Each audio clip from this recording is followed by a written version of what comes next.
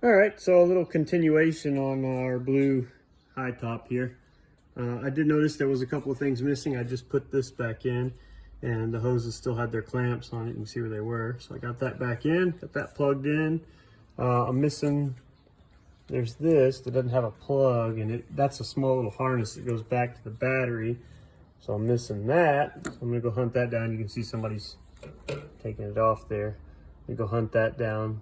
The distributor is gone. I gotta pull that out. This was off, so I'll put some spray on it, maybe loosen that up. There is no AC harness either. That's for the fan, and this is for the AC here. So I've got one of those.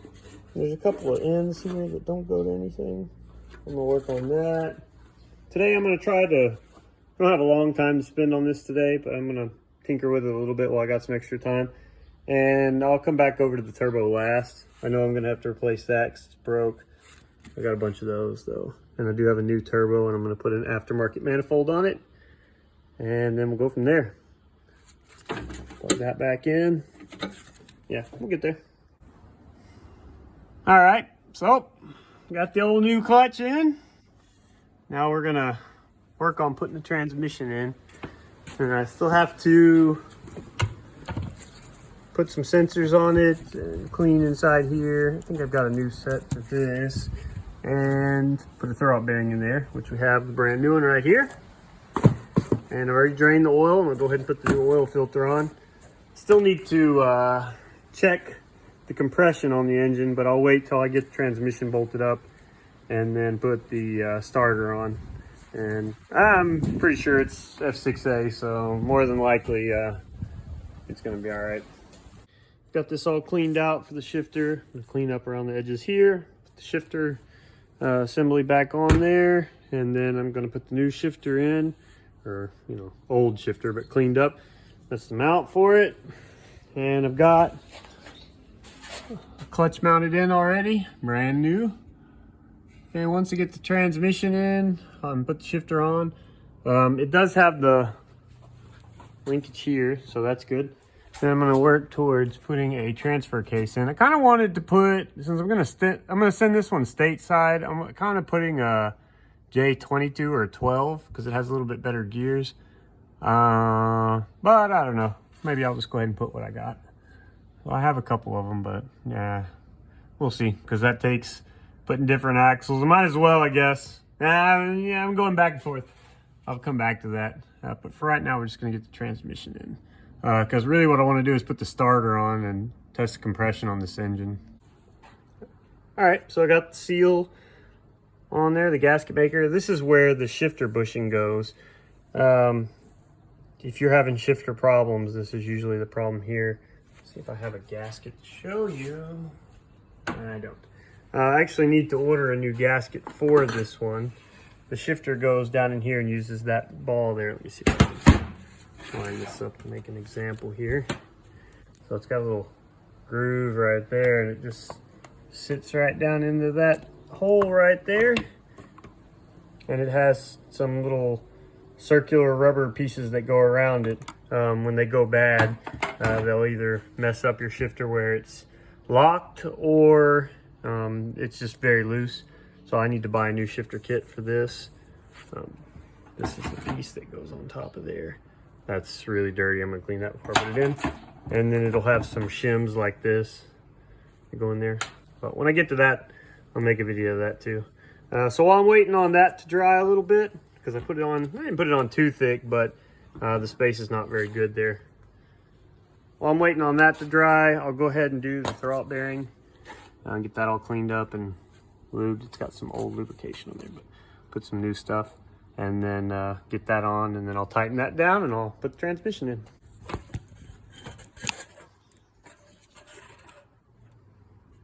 All right, so I'm gonna go ahead and put the throwout bearing in. You see one side, it's got slit one side and nothing on the other. And then on here, there's a little pin right here. You're gonna slip that over that pin and down on there. Sounds easy. It's not that hard, but it's not always that easy either. Get some grease on here. A little grease on there where the throw-out bearing is gonna go. The angle's kind of weird, sitting on the table sideways. Okay. Move up the throw-out bearing, middle here. Okay, and this bar here, if you push it from the outside, it will move back and forth, so you can kind of move it where you need it to be. So I'm gonna slide that over there and put that on the side. Oh, before I do that, I about forgot. Let me put a little grease right here on these guys, since it does move around on those. Yeah, there we go. Okay. Put that on the side. That one lined up. There we go. Perfect. And I'm just going to tighten down that last part for the shifter back here, and should be ready to drop her in. All right, so I got the transmission mounted up. Back it on. Everything bolted up. Oh, watch that exhaust. There's a little plate that goes in here. Got that in there. I'm not going to hook this all up yet because I drained the oil. I'm going to put oil in it. I'm going to change the filter, and then I'm going to put a starter on it. I got to locate one of those, but I'm going to put a starter on it and try to compression test it. Still didn't have the turbo on it yet, but I'm going to go ahead and try to compression test it, make sure it has good compression before I attempt to put the turbo on. So I can't decide what transfer to run in the Blue Bubble Top.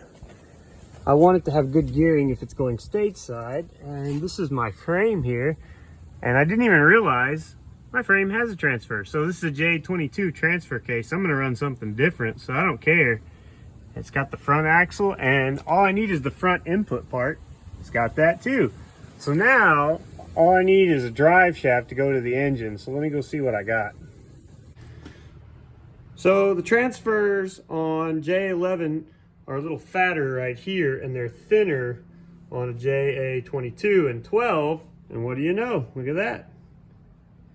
A little bit longer. That's a JA22. So that'll work perfect, which means we can run a JA22 transfer case in this.